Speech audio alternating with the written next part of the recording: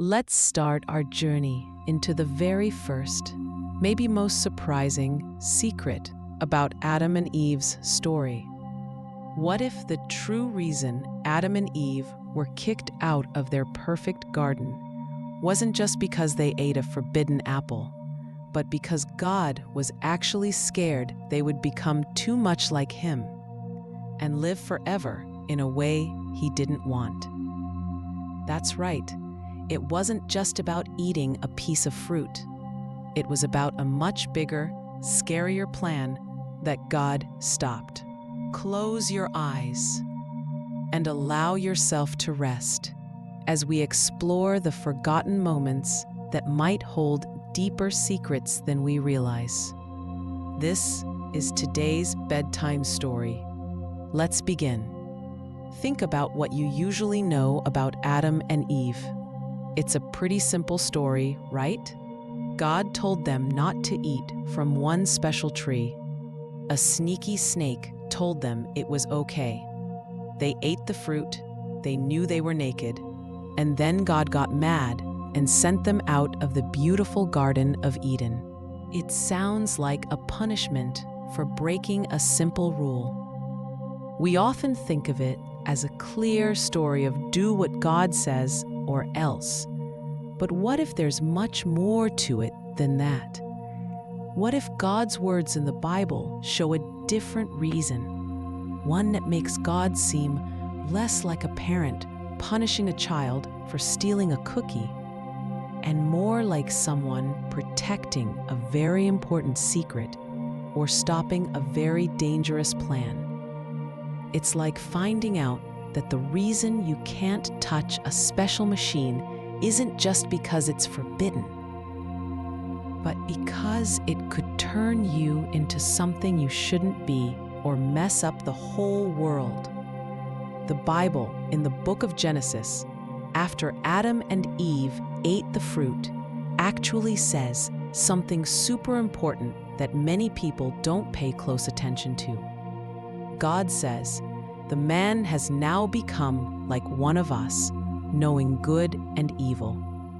He must not be allowed to reach out his hand and take also from the tree of life and eat and live forever." Genesis 3:22, a little bit simplified for our talk. Did you catch that?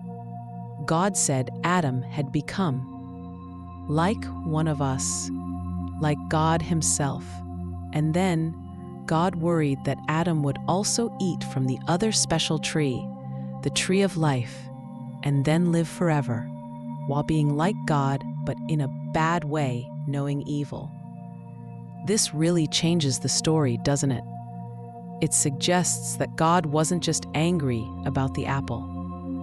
He was worried about something much bigger. Adam and Eve gaining a certain kind of knowing of good and evil, and then living forever in that flawed, broken state. It's like a doctor stopping you from taking medicine that would make you live forever, but only if you're sick with a bad cold. It would be a bad idea to live forever with that cold. God seems to be stopping something worse from happening. Later in this video, we will show you the shocking reason for Adam and Eve's expulsion, proving that God's concern about them becoming like us and living forever was a central part of their removal from Eden. This truth changes how you might see God's actions and the very beginning of human history, showing a much deeper reason for why we're not in paradise today. Let's dig into the very first thing Adam and Eve did wrong, the one that started all the trouble.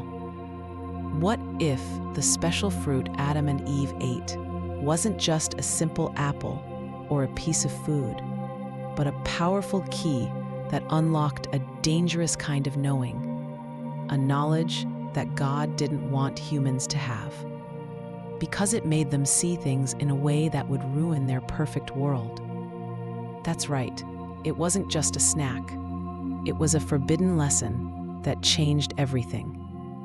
Think about what you usually picture: a shiny red apple maybe. And the lesson is simple. Don't touch what God says not to touch. But the Bible calls it the tree of the knowledge of good and evil. That's a very big name for a tree. It suggests that the fruit gave them more than just a tummy ache. It gave them a new way to think and see the world. For humans, getting this knowledge too soon, without being ready for it, was like a child getting the keys to a fast car before they know how to drive safely. It was too much, too soon, and it led to big problems. This part of the story is often just called the apple, and we miss how deep it goes.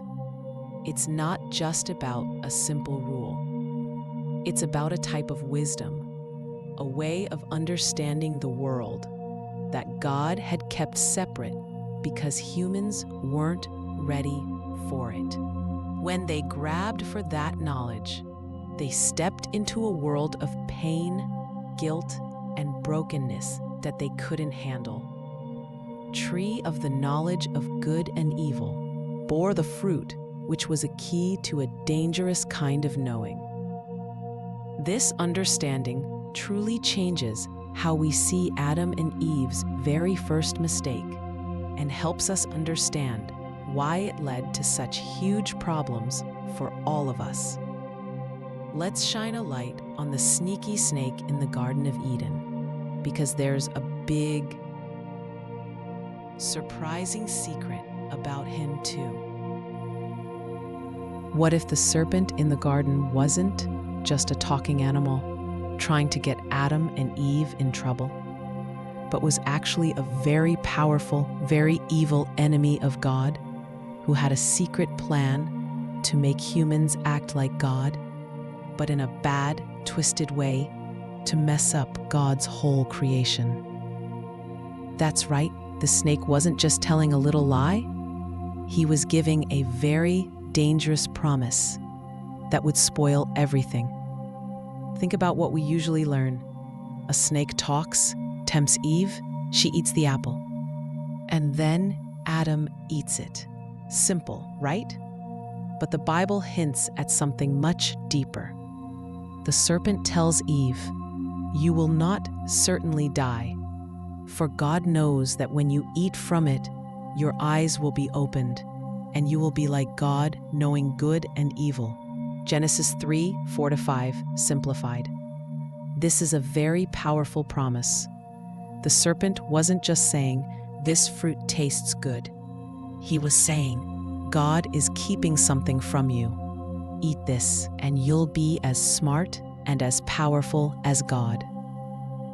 This goes way beyond just being disobedient. It shows the serpent, who we later learn is really Satan, trying to trick Adam and Eve into grabbing for something that wasn't theirs to take, in a way that wasn't God's way. Satan himself wanted to be like God, but he wanted to do it by himself, without God's rules, and he fell from heaven because of it. So, when he told Adam and Eve they could be like God, he was tempting them with his kind of knowing good and evil, but without God's perfect goodness and control. It was like he was giving them a poisoned shortcut to power.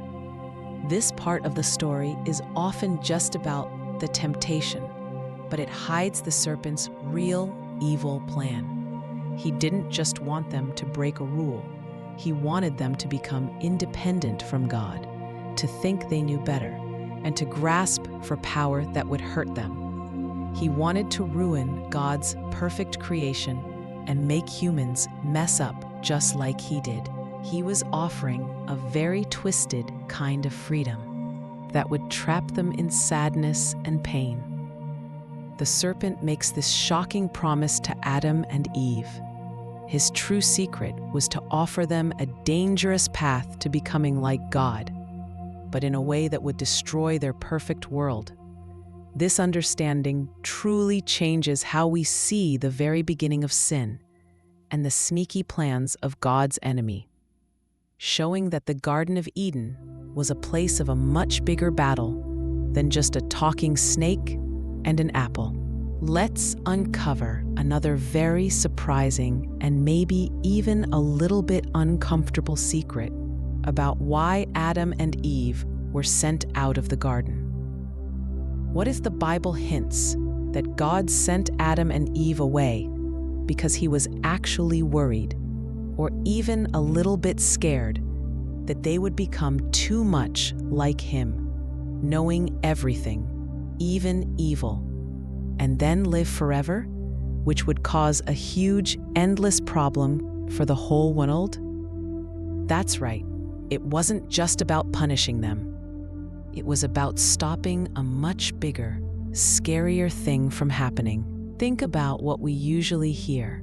God kicked them out because they disobeyed, and that's it. It feels like a simple rule broken, simple punishment. But the Bible tells us something very deep right after Adam and Eve ate the fruit. God says, "The man has now become like one of us, knowing good and evil. He must not be allowed to reach out his hand and take also from the tree of life and eat and live forever." Genesis 3:22, simplified. This is a really important part that many people don't think about deeply. The words "like one of us" are very interesting. It means Adam and Eve now shared a kind of knowledge with God that they didn't have before. And God's next sentence shows his concern. If they also ate from the tree of life, which gave everlasting life, after gaining this new knowledge of good and evil, they would live forever with that knowledge of evil inside them. Imagine someone who knew all the bad ways to trick people or all the ways to cause pain, and then they lived forever and could never be fixed. That would be a truly terrible problem for the whole world for all of time. So God sent them out of the garden, not just to punish them, but to stop them from getting to that other tree, the tree of life. He was protecting the world from an even worse problem: humans living forever in a broken, sinful state. It's like a parent stopping a child from running into a busy street. It's not because the parent is mean, but because they are worried about something much worse happening. God's action here shows a deep wisdom and a powerful way of protecting his creation. This part of the story makes us think that God's plan was much bigger and more complex than just a simple rule. It hints that God had a reason to keep the knowledge of good and evil to himself. And he had an even bigger reason to make sure that once humans knew evil, they wouldn't live forever with that brokenness inside them.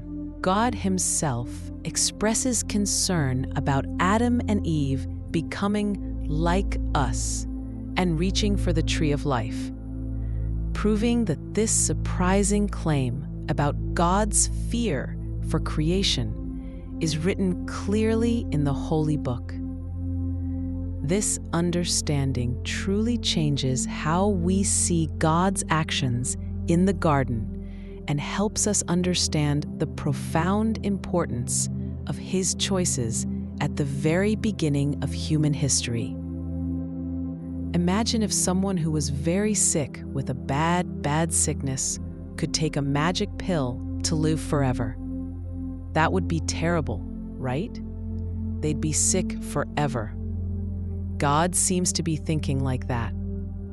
He didn't want humans to live forever with sin and brokenness inside them, because that would be an endless, awful problem for them and for the perfect world he made. Let's look at another very surprising secret about Adam and Eve's story, one that explains the fierce guardians at the garden's gate. What if the fiery sword and the scary angels, called cherubim, guarding the way back to the Garden of Eden, weren't just there to keep Adam and Eve out as a punishment, but were actually there to protect them and the whole world from an even worse problem. What if God set up a barrier to keep them from destroying themselves by living forever in a broken state? That's right. The guards at the gate weren't just scary. They were like a very important shield. Think about what we usually imagine. Adam and Eve are sad.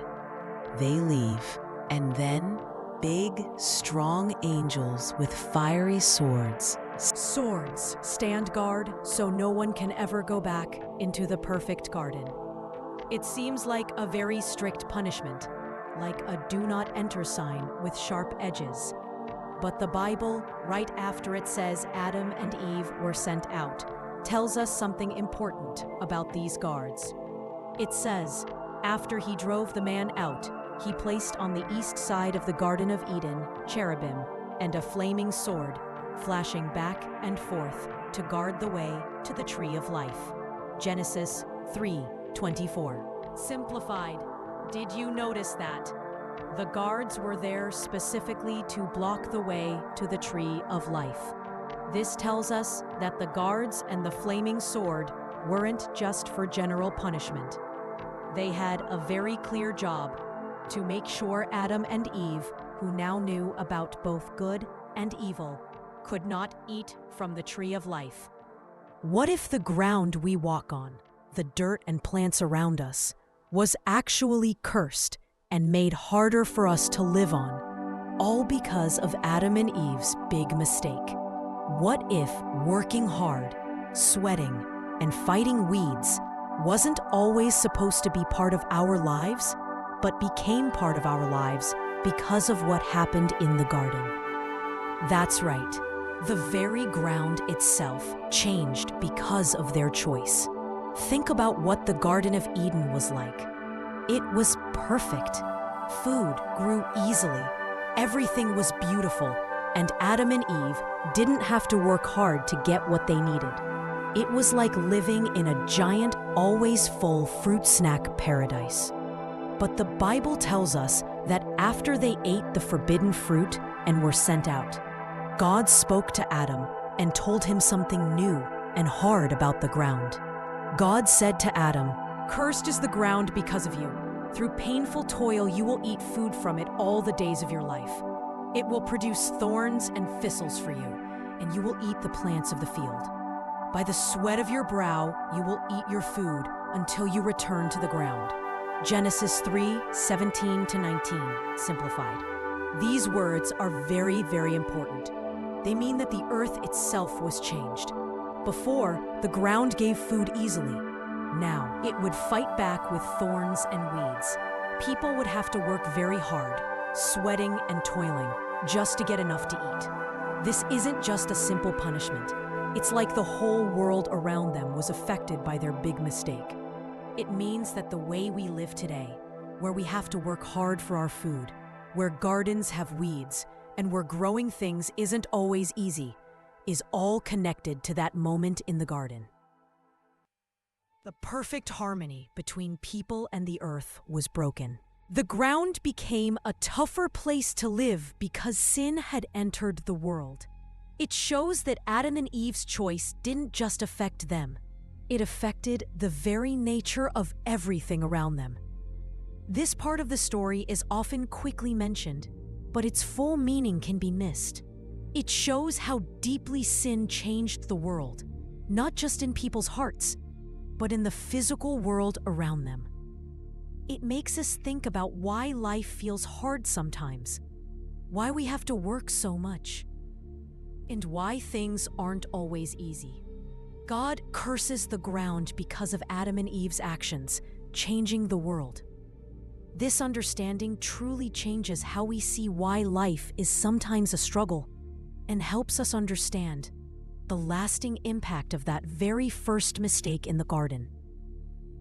Let's uncover another very important and quite sad secret about what happened to Eve after she ate the forbidden fruit.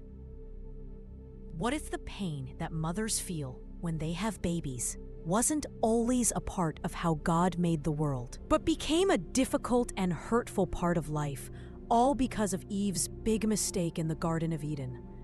That's right.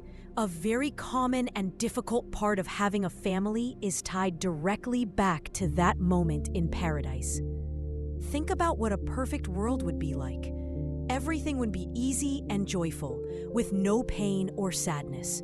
We might imagine having babies in a perfect world would be a very happy, easy thing. But the Bible tells us that after Adam and Eve disobeyed, God spoke directly to Eve and told her something new and hard about having children. God said to Eve, "I will make your pains in childbearing very severe. With painful labor, you will give birth to children. Your desire will be for your husband, and he will rule over you." Let's look at one final, super important secret about the story of Adam and Eve getting kicked out of the garden. And this one is actually a little bit hopeful. What if, right after God told Adam and Eve all the bad news about their punishment, the hard work, the pain, and leaving paradise, God actually whispered a secret promise of a future hero who would one day fix everything and beat the bad guy who caused all the trouble? That's right. Even in their darkest moment, a tiny seed of hope was planted, a promise you might have missed. Think about how sad Adam and Eve must have been. They had lost their perfect home. Life was going to be hard, and they knew they had messed up big time. God said to the serpent, "I will put hatred between you and the woman, and between your offspring and hers. He will crush your head, and you will strike his heel." Genesis 3:15, simplified. These words are super important. God is basically saying, "Hey, snake, you might have won this round, but there's going to be a big fight later. A child born from this woman will one day step on your head and crush you, even though you might try to hurt his heel." This is an amazing promise. It's like finding a secret map to a treasure while you're in the middle of a big mess. It tells us that even though Adam and Eve messed up badly and got kicked out, God already had a plan to fix things. He wasn't just giving up on people. He was promising a hero, someone who would come later and defeat the evil force that started all the problems in the first place. Many smart Bible readers believe this is the very first promise about Jesus, who would one day defeat sin and Satan. This part of the story is often quickly read over, or its full meaning isn't explained, because it's a deep prophecy. It shows that even when God is handing out consequences for bad choices, His loving plan is still working. It reminds us that God always has a way to bring good out of bad, and that He never truly gives up on His creation. It shows that even in the toughest parts of the Bible, there's always a glimmer of light and a bigger story of hope. God makes this surprising promise of a future hero who will defeat the serpent, bringing about an incredible glimmer of hope amidst the darkness. This understanding truly changes how we see the story of Adam and Eve, making it not just a tale of punishment, but also the very first chapter in God's amazing rescue plan for the world. Let's bring all our secrets about Adam and Eve together now and finally uncover the real reason they were kicked out of their perfect home. What if Adam and Eve weren't just sent away for breaking a simple rule about a fruit, but for trying to become like God in a forbidden way, and God had to kick them out to stop them from making an even bigger, forever kind of mess that would spoil His whole amazing plan for the universe? That's right. Their leaving the garden was a super important move in a much bigger cosmic game.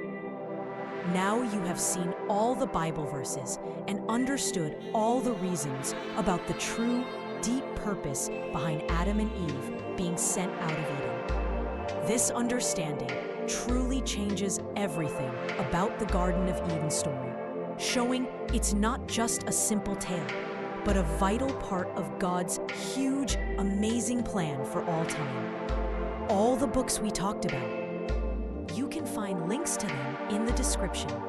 Well, that's all for today's Secret Bible story. You're awesome for watching. Don't forget to watch the next video showing up on your screen.